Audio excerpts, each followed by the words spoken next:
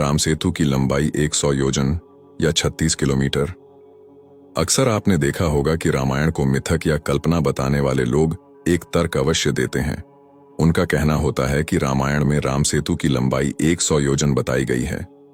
यदि एक योजन को आधुनिक मानक के अनुसार 12 किलोमीटर माना जाए तो पुल की लंबाई 1200 किलोमीटर हो जाती है।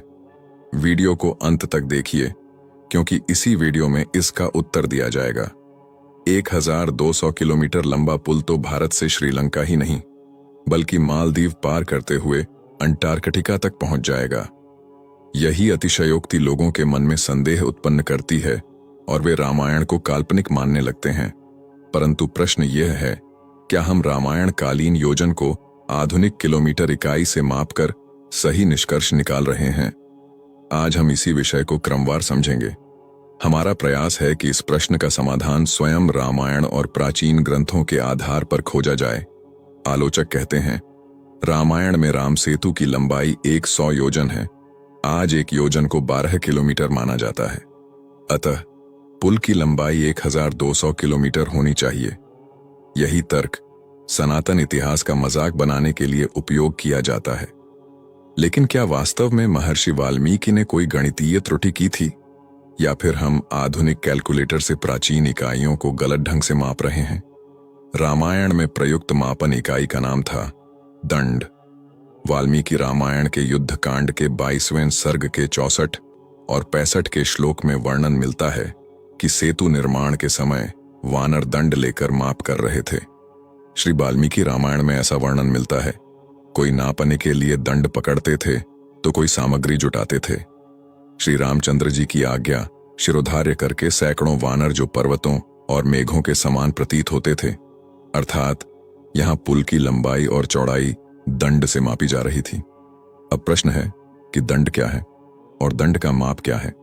दंड का प्राचीन गणित की अगर बात करें तो एक चाणक्य के अर्थशास्त्र के अनुसार चतुरहस्तो दंड 4 हस्त अर्थात हाथ बराबर 1 दंड 2। भास्कराचार्य द्वारा रचित लीलावती में बताया है कि 8 जौ का 1 अंगुल होता है, 24 अंगुल का 1 हस्त अर्थात हाथ और 4 हस्त अर्थात हाथ का 1 दंड होता है, अर्थात 4 हाथ का 1 दंड। यदि एक हाथ को लगभग 18 इंच माना जाए तो 4 हाथ के 6 फीट हुए और 6 फीट के 1.8 मीटर होते हैं। अतः 1 दंड बराबर है 1.8 मीटर के। दंड से योजन तक का गणित प्राचीन सैन्य एवं निर्माण विज्ञान में 200 दंड की दूरी को एक लघु योजन माना जाता था। अब गणित कीजिए, 200 दंड और 1.8 मीटर को गुणा करने पर 360 मीटर प्राप्त होता है, जो कि एक योजन की गणना है। अर्थात एक योजन में 360 मीटर होते हैं, न कि 12 किलोमीटर। राम सेतु का गणित श्री वाल्मीकि रामायण के अनुसार ऐसा था कि पुल 5 दिनों में बनाया गया। दिन योजन दूरी 360 मीटर प्रति योजन। पहले दिन 14 योजन निर्माण किया, जो कि लगभग 5 किलोमीटर होता है। दूसरे दिन 20 योजन, जो लगभग 7 किलोमीटर होता है। तीसरे दिन 21 योजन, जो लगभग 7.5 किलोमीटर। चौथे दिन 22 योजन, जो लगभग 8 किलोमीटर, और पांचवें दिन 23 योजन, जो कि लगभग 8.5 किलोमीटर होता है, जिनका कुल जोड़ 100 योजन होता है और 100 को 360 मीटर से गुणा करने पर 30,600 मीटर होता है, जो कि 36 किलोमीटर की दूरी है। अर्थात 100 योजन का राम सेतु अर्थात 36 किलोमीटर। अब आधुनिक सैटेलाइट डाटा से तुलना करें तो धनुषकोडी से तलाई मन्नार तक की दूरी आज सैटेलाइट मापन के अनुसार लगभग 35 से 36 किलोमीटर है। अर्थात रामायण का गणित 36 किलोमीटर और आधुनिक मापन भी 35 से 36 किलोमीटर बनता है। पूर्ण सामंजस्य के लिए श्री राम सेतु अनुपात का बड़ा प्रमाण प्रस्तुत करते हैं। रामायण में पुल का अनुपात दिया गया है, जिसकी लंबाई 100 योजन और चौड़ाई बराबर 10 योजन बताई है, जिसका अनुपात 10:1 है।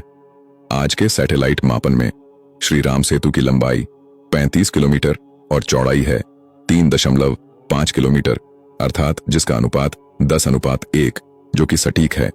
इकाइयां बदल सकती हैं, पर अनुपात कभी झूठ नहीं बोलता। अयोध्या का भूगोल जिसका दूसरा प्रमाण है। रामायण में अयोध्या का वर्णन किया है कि अयोध्या की लंबाई 12 योजन और चौड़ाई 3 योजन है। यदि एक योजन बराबर 12 किलोमीटर माने तो लंबाई 144 किलोमीटर और चौड़ाई 36 किलोमीटर होगी, जो कि यह दिल्ली से पानीपत जितना क्षेत्र हो जाएगा।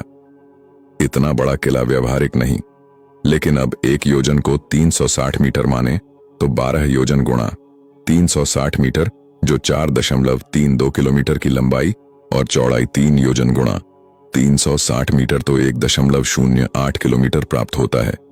यह एक प्राचीन किलेबंद राजधानी के लिए बिल्कुल उपयुक्त आकार है।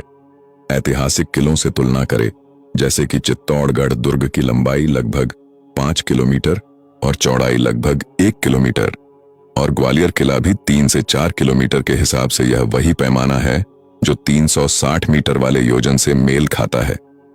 यदि 12 किलोमीटर वाला योजन लें तो इतना विशाल किला इतिहास में कहीं नहीं मिलता। अतः निष्कर्ष यही है कि रामायण का डाटा गलत नहीं था, हमने उसे गलत पैमाने से नापा। दंड आधारित गणना से राम सेतु 36 किलोमीटर और अयोध्या का क्षेत्रफल व्यवहारिक अनुपात और आधुनिक सैटेलाइट से मेल खाता है। अतः महर्षि वाल्मीकि केवल कवि ही नहीं, सटीक भूगोलवेत्ता भी थे। अंतिम विचार में केवल इतना ही कि राम सेतु केवल आस्था का विषय नहीं है, यह प्राचीन भारत की इंजीनियरिंग, गणित और भूगोल ज्ञान का उदाहरण है। जब हम शास्त्रों को सही संदर्भ और सही मापन प्रणाली से पढ़ते हैं, तब वे विज्ञान और इतिहास की कसौटी पर खरे उतरते हैं। जय सिया राम, हर हर महादेव।